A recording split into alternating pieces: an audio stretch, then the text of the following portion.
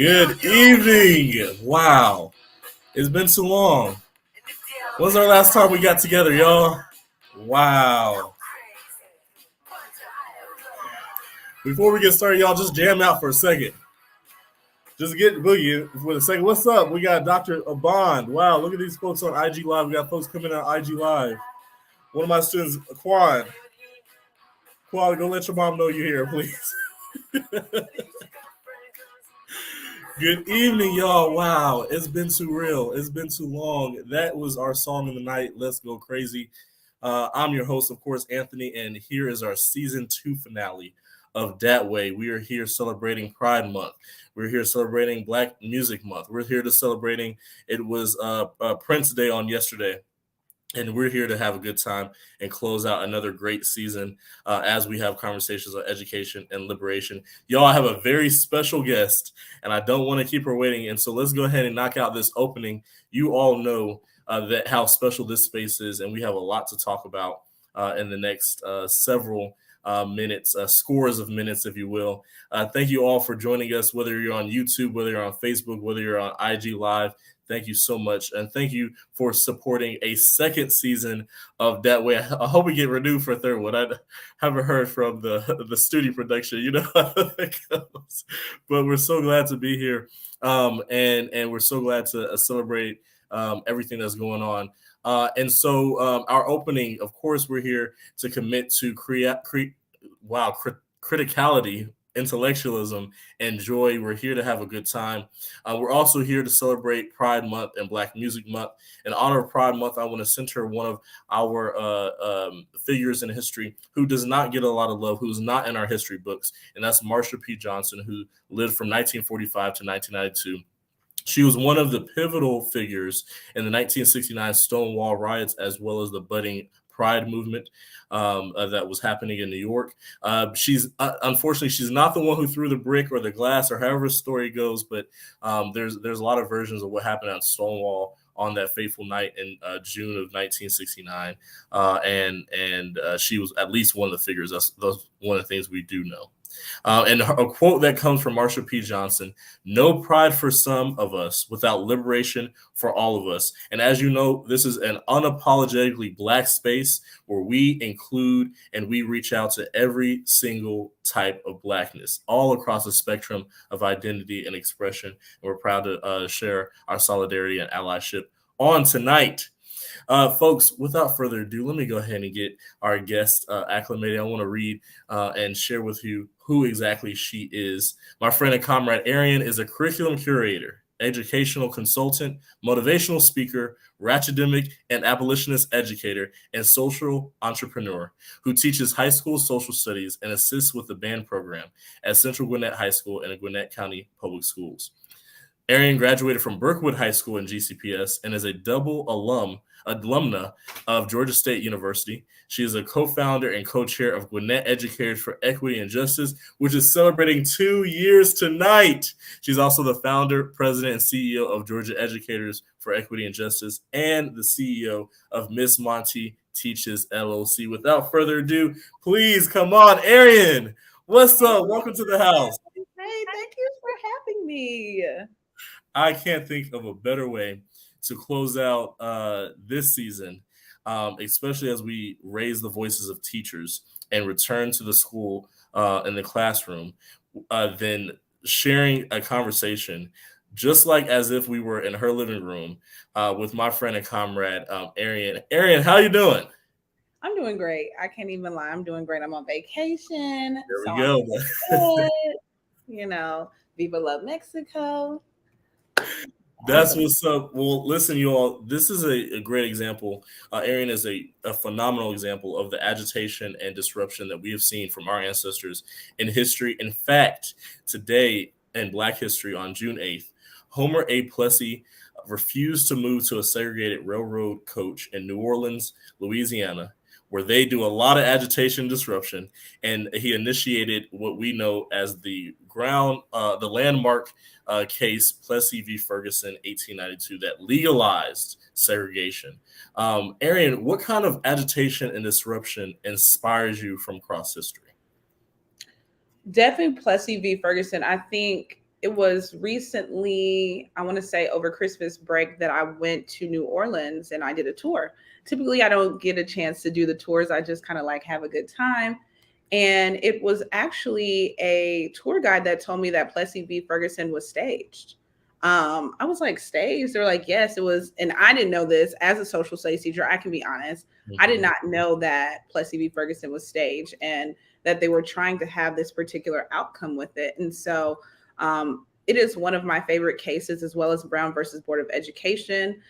I don't want to talk about the flaws within even Brown versus Board of Education, but I think that that is probably one of the pivotal cases in history that really brings me to this space. All right. Well, thank you so much. And of course, as we said, tonight is Black Music Month. I'm celebrating Prince. I've got my Purple Rain, the 1984 album. I was going to play Darling Nikki, but this is a family show, folks. We can't be listening to that music like that. What's on your playlist, Arian? Share with us. Okay, so I have 3 songs for you. So if we're going to go Prince, I'm definitely going to go Diamonds and Pearls, because that is one of my favorite songs. I'm definitely going to say Free Lucci. Poet has been on repeat, and then Through the Wire by Kanye West. I know he's kind of problematic to some, but you know, he's a marker in Black history. That is a really good song too. I'm surprised you didn't say no Kaytranada. I thought she was gonna drop some new Kaytranada on us tonight. Not tonight, friend. I had to take it back to, ATL for a little bit. You know what I mean? Right.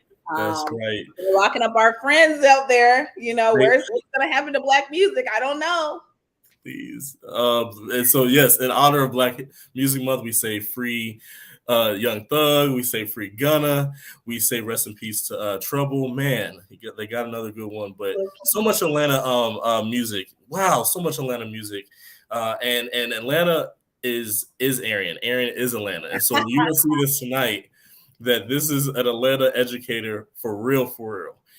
And when you talk about that, let's talk about your teaching philosophy. Let's talk about where you come from in the classroom. So you teach high school social studies.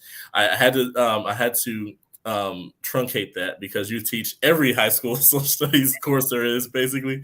And so what kind of ways do you see community and culture, especially because we're in Metro Atlanta? How do you use that in the classroom? Absolutely. So when I think about my teaching philosophy, it definitely starts even before I got into the classroom. I'm a non-traditional teacher, so I didn't get into the classroom until I was about 27 years old. So before my career in education, I was in customer service. So I've been a bartender, I've been a waitress, I've been front desk at a hotel. And so I lead with customer service. I treat everybody with the respect that they deserve. I don't care if you're 5 years old. I don't care. My students are 17, 18 years old. And I know at this moment, I'm about maybe 13 years older than them, but I still treat them as my equals. And I think that has been a great leadway within my teaching philosophy. I can be honest, I've never written a referral within the 4 years that I've been teaching. And I know a lot of my issues that I might have in class, if I have any, is handled in my classroom. I do not believe in putting students in harm's way, especially with the school to prison pipeline. Since I teach marginalized students that are typically of Black and brown descent, so I will say that relationships are the core crux of everything that I do, just because I feel like it's necessary. When I think about learning, you know, um, I think about Maslow's hierarchy of needs before we think about Bloom's taxonomy. Kids need to know that they are loved. Kids need to know that they belong before we can even think about educating them. So that's what I'll say my teaching philosophy is. Right, absolutely. And so you talked about those relationships, and let's go back to your childhood because I think, like you, I'm an untraditional teacher, and when I got in the classroom, the only reference I had was my experience in the classroom. Thankfully, we began teaching in the same school district from which we graduated, so we had a lot of relationships, connections, context around which our students were learning. Let's go back to your time as a student in the public school system. What did you try to duplicate and what did you try to avoid from your experience? Absolutely. So my experience was very convoluted, I'll say. I moved around a lot. I come from a family that have humble beginnings, and even still, my parents are still in that humble area. I'm trying to break those generational curses and trying to still combat the poverty mindset, but that is pretty much what I had to deal with as I matriculated through K through 12. I was uprooted from my school like mid semester, my second grade year, to come from Fulton County to Gwinnett County Public Schools.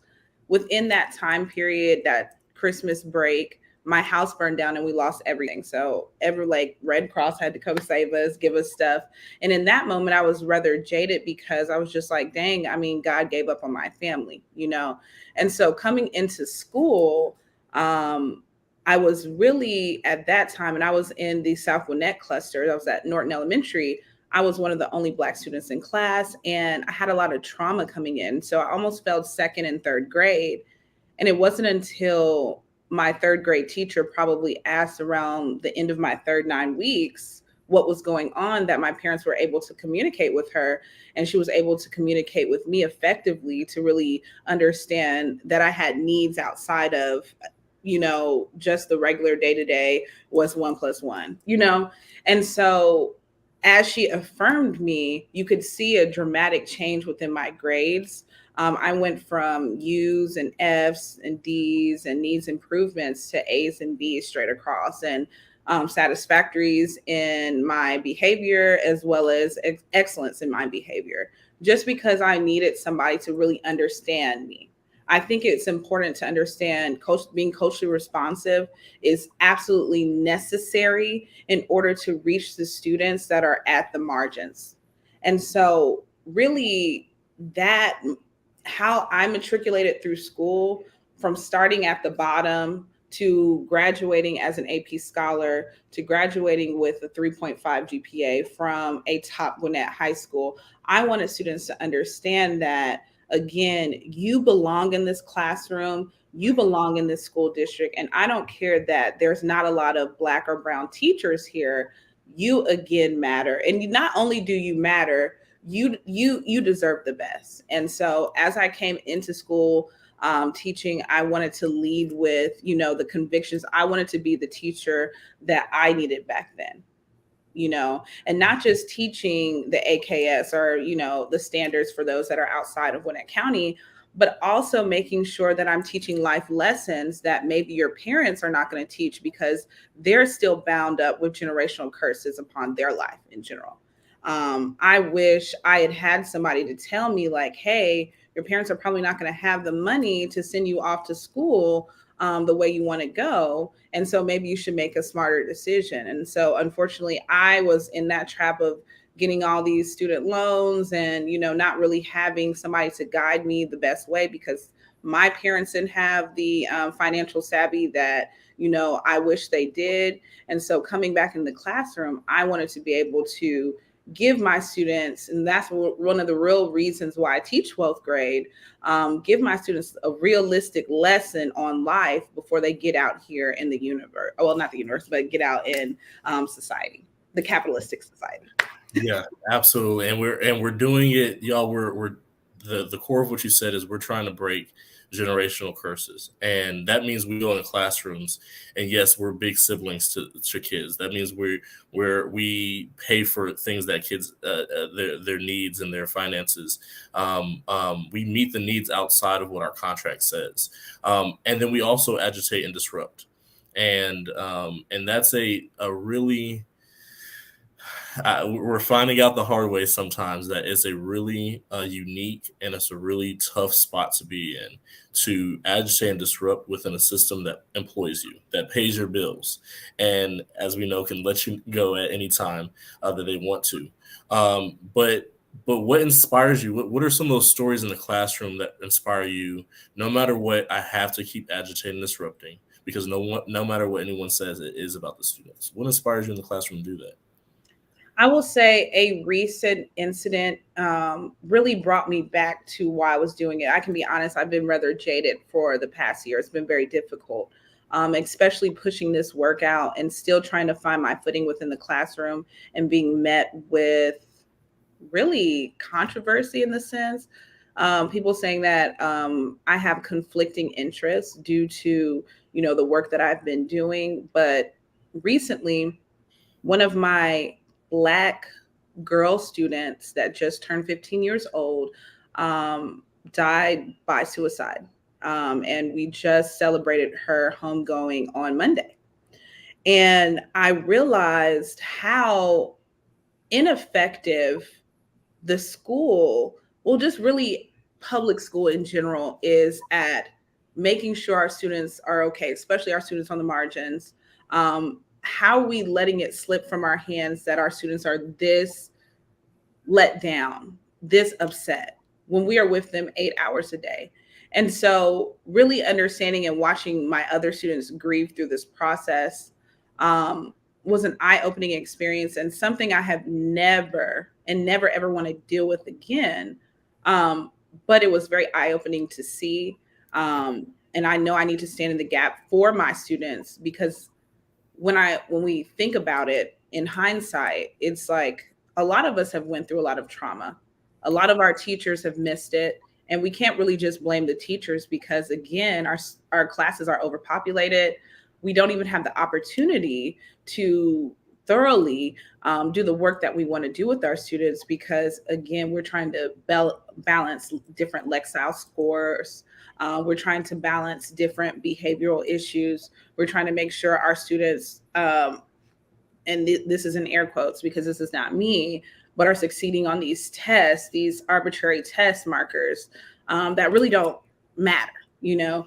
And so when I'm like, I'm getting tired and I'm getting weary in this work, you know, a situation comes like this and it makes me look at everything and realize that, again, I'm here for a specific purpose. This is my purpose. And I'm here to stand in the gap for those students that don't have the voice, that don't have voices. Whether it is with admin, whether it is at the school board, whether it is statewide or nationally, I need to be here to stand in the gap to tell these people what our students are really going through every day. I don't think they even can understand the emotional trauma that these students are having, especially after COVID. You know, I don't think I've understood it. I don't even know exactly how to tackle this, but I know something needs to be done. And so those are some of the things recently that have made me realize, you know, wow, there's still so much work to be done. And yet we don't even know how to do it. And I don't want to wait 10 to 15 years when research comes out and it's late now, you know what I mean, to really thoroughly depict and analyze the situation that has happened. Listen, you're absolutely right to say that the pandemic exposed how unprepared our schools were to handle so much trauma. And me being in Atlanta public schools, you know, I'm a ninth grade teacher. I have students that missed 2 school years, because they were virtual. And so I had a lot of traumatized Black scholars come back into the building. And so that was one of the impetuses for beginning Georgia Educators for Equity and Justice. And our mission and vision, of course, is to focus on the social emotional needs first and foremost, and then the other, including academic and cultural and social needs of Black teachers and Black teachers and students. And so as President and CEO, what is your vision for what that looks like? How can schools do better with meeting the mental health and social emotional needs of teachers and students? Absolutely. I think number one, it needs to be addressed. I think sometimes, I'm not even going to say I think sometimes, I know there are always times where this is looked over. So as long as teachers are coming in the door every day and they're not, you know, calling a sub, or the teachers can control the students within the classroom, then they think everything is okay, which we honestly know that that's not true. We know teachers are having their own mental health issues. All right. We know that Black teachers in general have not even microaggressions. I don't even like to use that term, but abuses that are happening to them every single day. If we're thinking about racism, we're thinking about ageism, we're thinking about sexism, and the list goes on. And we think about students as well. I think about, if I'm treated like this from my peers, like other teachers, and they can be, there's times where I feel racism, experience racism even towards those that consider themselves allies. So if I'm experiencing this as a grown adult, I can only imagine what my students are experiencing. And what's so crazy is those students do come and have those conversations with us. You can definitely attest to that, Anthony, when there's times where it might be, you know, a savior complex, or, you know, misogyny within the classroom, or an attack when it's somebody that is your same ethnicity. And it's an ageism issue. I have experienced that as well at 30, almost 31 years old, where my points of view don't really matter to those that might be older than me. Even though I'm experiencing this in real time within my classroom, sometimes it's as if I can't speak to it because I don't have a doctorate, or I'm not in leadership, or I didn't go to some cliche endorsement to have these conversations, but I know what's happening in my classroom. I'm self-studied and I'm continually doing this work within the community. So I think that we have to shift that narrative and allow teachers, especially those teachers that are really still students within their own philosophies, however they're studying, to really attest and talk to what is going on in the classroom, to really attest and talk to and stand up for those students, and then allowing teachers to authentically be heard without the trying to scare them into, oh, this cliche, I'm about to blacklist you. And let me just be honest here, and I'll say this for all school districts within Georgia, you're not paying me enough money, all right, to go against my morals. So $60,000, okay, is not going to really thoroughly break me, okay? So if you think you can mentally do that to other teachers, and I'm here to tell teachers, okay, that there is a power in numbers. If you feel as if your voice is not being heard, or you're so scared, it's like, think within your soul. You have to understand to yourself, are you a scholar? Are you somebody, did you go to school for this? Should you be considered a professional? Are you still waiting on, and I say this in an arbitrary way, massa, plantation owner, okay, school districts, okay, white supremacists, are you waiting for them to affirm you? Because I am not, okay? And so I think that is what, when we think about Georgia Educators for Equity and Justice, I want to build the teeth, okay, into an organization to make sure that there is liberation and belonging, that teachers and as well as students, and I say Black students and I say Black teachers, feel safe within the classroom. Because the reason why the classroom is attacked is because they know once people are educated, once they're quote unquote woke, is no turning back. There's no turning back. That's right. And I think that's you're hitting it on the head. One of the things Georgia Educators is trying to provide is that community, so that teachers under attack, teachers that are subversive, teachers that are agitating and disrupting, teachers that are about to teach things that are illegal now will have a community, will feel that they are not alone, that their agitation is welcome and it's encouraged. But we have school districts that are kind of doing a good job. I teach, of course, in Atlanta Public Schools, and we have an SEL, social emotional learning standards, that I can tie to my curriculum so that I can do things like healing circles or days where we journal, or just SEL days where we have icebreaker and community building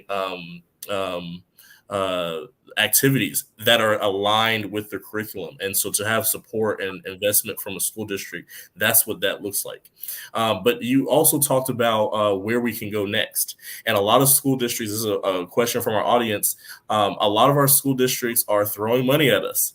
And I know a lot of colleagues that, hey, they just got thousands of dollars in bonuses, and they're saying, I'm sorry, that's still not enough to make me stay.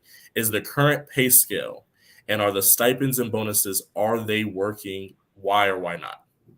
First of all, maybe I'm a conspiracy theorist, but you giving me $2,000 towards the end of the contract is not going to make me feel any type of way, when I know, if we think about other careers, and that's what I want educators to think about. So do you feel as if your career is inferior to tech? Do you feel like your career is inferior to other careers that are making six figures? When we know in education, especially if you're a good teacher, teaching is 24/7. Hey, I'm here in Mexico today trying to get my nails done, which they cute. Look, y'all, I'm sorry. Let me put it okay. So I'm getting my nails done. But guess what? A parent texts me, and a parent of a graduating senior. Okay. What's going on with summer school? How many classes are this? I'm picking up my phone. I'm texting with one hand as I'm getting my nails done. Because again, I take this job seriously. I take my career seriously. This is a purpose. I'm not getting paid to text her. Okay. But guess what? I don't mind. Same with, I showed up to a homecoming or homegoing. And what did I do? I read the remarks, but because this is a purpose. Am I getting paid for that? Absolutely not. But again, should I be valued as a professional? Those that go above and beyond. And for me, all teachers having to deal with this, like juggling everything, your curriculum curator, your PLC manager, you manage meetings, you do a lot of stuff. You juggle, like if we were in the circus, okay, you would have like 10 balls that you're juggling at one time, because that is what we're doing, especially after COVID. Yeah. So again, $2,000 is not sufficient, especially once Georgia takes their 40%, because it's a bonus on your check. So when you see 2,000, you got to kind of calculate that, look at it a little bit more, so you can get the realistic point of view. And so, like, again, if you guys feel as if you're getting paid enough, I would say think again. All you got to do is a cost benefit analysis. All you got to do is a ratio. How many times are you at home planning lessons? How many times are you after school planning lessons? How many times are you thinking about what you're going to do in school? How many times and if you start to calculate all those hours, would you be at minimum wage? Is my question. Okay, if we live in a capitalistic society, come on now. If this is your career, because in America we define ourselves by our careers. So when somebody introduces you, oh, I'm a software engineer, or oh, I'm an educator. That's number one. Okay. And so why do you feel as if you're not able to be thoroughly compensated for that? Why do we allow them to put minuscule salaries on it?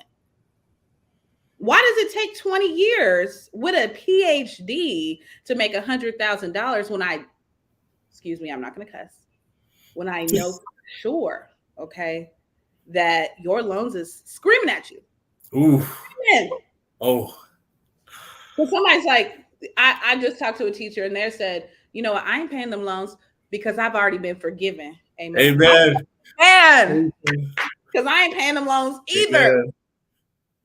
Jesus paid it all, y'all. Thank you.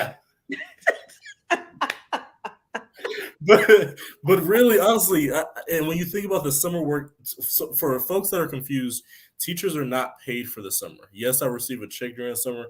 I'm not getting paid for the summer. They're stretching my school year check out over the summer.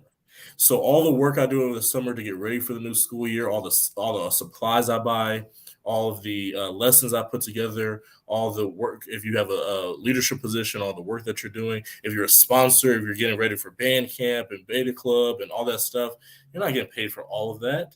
Let's be very, very clear. But talking about work that we don't get paid for or compensated for. And I want folks to, y'all know this is a loving and a inclusive space, but we shouldn't have to prove our loyalty and love, right? We have done it 10 times over. Our ancestors didn't have to do it before we critique. We love the hell of our kids. We love what we do. But that's why we agitate. That's exactly why we will go to Gwinnett County Public Schools board meetings and agitate against the board members. That's exactly why we will protest outside of central offices, because we love what we do and we believe that it can be better. And that's why 2 years ago, we started a group called Gwinnett Educators for Equity and Justice. And that's why tonight we're celebrating 2 years. Now, we do have a big announcement in just a moment on the future of Gwinnett Educators for Equity and Justice. But let's go back to 2 years ago, because I know that we have some PTSD. We don't want to talk about 2020, but 2020 was not just a year of pain. It was a year of possibility. And we believe that the possibilities were endless, so much so that we took our tired selves and took to the streets. Erin, what happened 2 years ago, June 8th, 2020? It's so much that has gone on with GEEJ that, wow. Writing a letter, I remember Anthony, and it started way before June 8th. It started like in grad school. And I want to say we were chatting it up since 2019? 2019. We met each other summer 2019. Yep. Yes. So we met during the summer and we would be in class for like 1,000 hours. Y'all know how those classes are, those certification courses are. We'd walk outside and we would just start talking about Gwinnett County. So we both knew we were alum. We both knew we were working in the school district, and we knew that the school district needed to change. Once quarantine happened, we started to see the atrocities that our Black and brown students were facing. A lot of our students didn't have any laptops at home. They were working off their cell phones. They had spotty Wi-Fi, if they had Wi-Fi at all.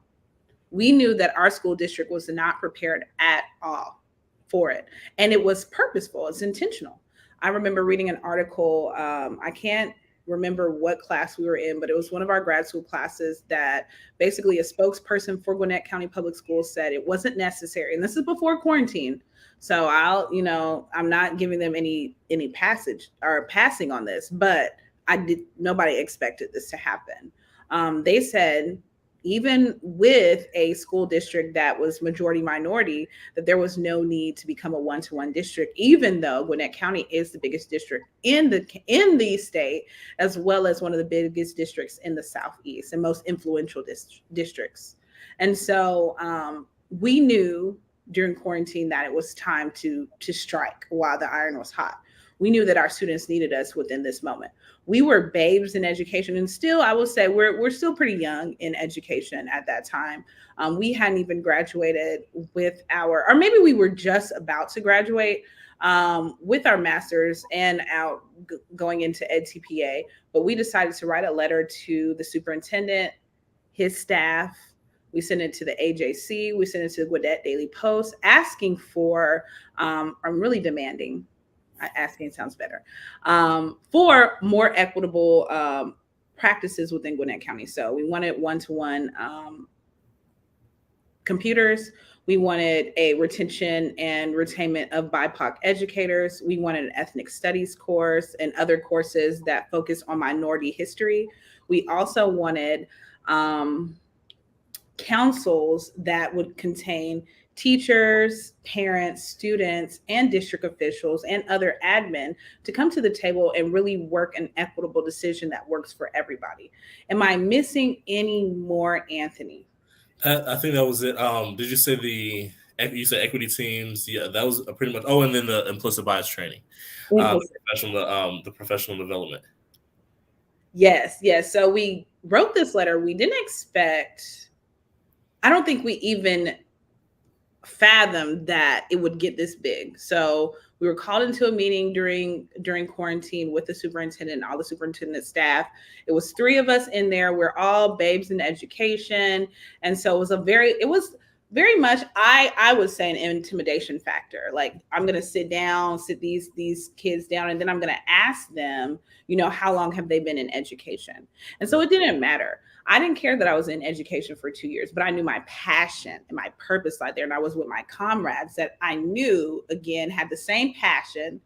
And they were able, because I was scared, they were able to give me strength to go. And I'm going to be honest, I was scared, y'all. We all were scared. We wouldn't even eat before these meetings. We wouldn't even eat before these rallies. Like, we would get in there and really just let, whoever y'all believe y'all hire being is, we would let them move, okay, within our lives, because we knew it wasn't us, but it was something greater than us to really allow us the opportunity and even the confidence and the courage to really go out and seek, this equity for our students. I was doing that for my inner child as well, because my inner child has been crying from Gwinnett County, not going to lie to you. Okay.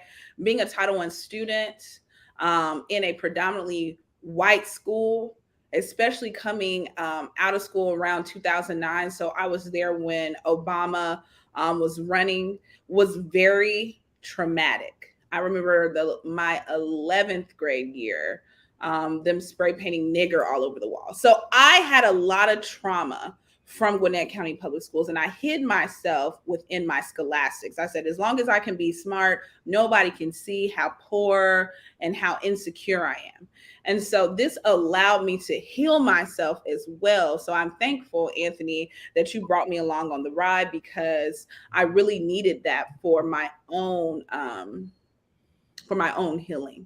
So yeah, it was so fun, man. It started, I guess, a Facebook group. And so I was working with our friend Lacey at Peachtree Ridge. And I woke up, I don't remember what happened. We were so upset, and we were allowing our anger. We said we have to do something with this anger. Yes, we could go to therapy, or we could blow shit up. Or we could do both. Please go to therapy. So we took that anger, and I remember just being frustrated. I said, okay, all these inequities, we're about to start a Facebook group. Let's share best practices. I call Arian, we got to join this Facebook group, spread the word. We're going to start this group. Can you help lead it? And so we started with the 4 of us. There were 4 teachers across Gwinnett. Shout out to Bet. Oh, I missed the Bet. So come on, the Bet's the girl. When you talk about what was being done behind the scenes, a Debette, Lacey. There's so many folks out there. So many folks. I names are forgetting. I love you. I'm just forgetting all the names. So many people that did so much work, because it wasn't just being out there in the front. It wasn't just about giving interviews. We did rallies, huge rallies. There were folks that started stuff in their local schools. There were folks that started things, conversations at their kitchen table with their kids. We changed how educational equity was viewed in Gwinnett, and it took a lot of sacrifice. It was unpopular. We protested and organized at 20. We've been over at 20 Board of Education meetings. I think I've spoken at 11 of them, starting with that very first one, June 2020, when we called in. We flipped the Board of Education and got Dr. Therese and Karen Watkins elected. We made sure they fired J. Alvin Wilbanks and replaced him with Dr. Watts, our first equity-centric superintendent. And with ethnic studies, not only do we have ethnic studies next year, Gwinnett County Public Schools will have African American studies, Latinx studies. They're calling it American Indian studies. We'll change it. Women's studies, all kind of things coming down the pipeline. And it took a lot of work to get there. And in the moment, when you're in the moment of movement, you don't know how big it's going to be. Yes, you might end up in the media. Yes, people might reach out and say, we want to do this in our counties too, but you don't realize the impact. And I don't think we're going to see it until the kids in 10 years graduate or 20 years graduate. Then we will see higher student outcomes on not just achievement, but engagement of our students' key demographic areas. That's what we're going to see. And so when we think about 2 years from now, after celebrating 2 years, it has been a hell of a show. Arian served with me as not only one of the co-founders, but also one of the co-chairs. And I announced last week that I wanted to keep with my promise to step down as co-chair, to retire. I don't even know what that is. And so I'm no longer in charge of Gwinnett Educators. And in fact, what we have decided as leadership and some of the founders is that Gwinnett Educators for Equity and Justice will transition. Much of the work will now transition to what we call Georgia Educators for Equity and Justice, and we're going to begin retiring Gwinnett Educators for Equity and Justice. It has been a hell of a ride, and not only do I want to thank those comrades in the school building that put their jobs on the line, but also those comrades throughout the community, all the relationships and all the friends that we made over the past 2 years. The work doesn't stop. Not in Gwinnett, not in APS, nowhere in Georgia. It's just going to look a little different.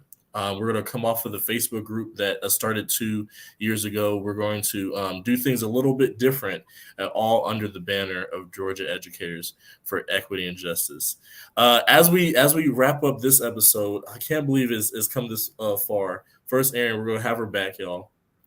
Where do you see yourself going? You talked earlier about all these assets and skills that teachers accumulate. What's next for Arian? And that can include Georgia Educators. So what's next for me is what God has for me. I would love to know, I'm really allowing myself to just flow in life at this moment. I said, education is a love for me. And so I really want to be an educational freelancer. I don't know exactly what that is going to entail. I know that I'm trying to get into the ed tech space in order to utilize technology to make educators' life easier, to also make students, us to be able to understand students better. I think that that's very important, and just uplift the voices of my Black educators across the state of Georgia, and continue to do this work, and continue to provide a safe space for Black educators and Black students and those that want to coalition build. Absolutely. That is amazing. We're going to keep following Arian's trail. We're going to keep following what's happening in Georgia. Before we go, folks, I have two big reminders. Number one, Tuesday, June 21st is Election Day. Those are our runoffs. It is time to hire and fire some folks. Okay? Send them pink slips to their addresses. It's time. I'm sorry. And then, folks, I want to announce also that Liberation Learning Lab will be launching its summer schedule this coming Monday. this has been a dream of mine forever, but Liberation Learning Lab is my tutoring business that is going to be up and running in full force beginning next week. I'll be all across the interwebs bothering y'all about hiring me. Please pay me, and tutoring your kids. Please don't be bad kids. And we thank you. I also want to shout out Miss Monty Teaches, because we're about to take our skills and our assets and continue to share them with our Black community and the world. And that's what you're going to see next. Any last words before we go? I love y'all. And thank you for this journey. And I will continue to be Black here in the universe. That's what yes, that's what I'm talking about. Thank you for joining us. IG, Instagram, YouTube. Thank you to Educational Entities. This is it for season 2. So tune in on Educational Entities on Facebook for information about next season and all the many things we have going on. Peace, love, and blessings, y'all. See y'all next time.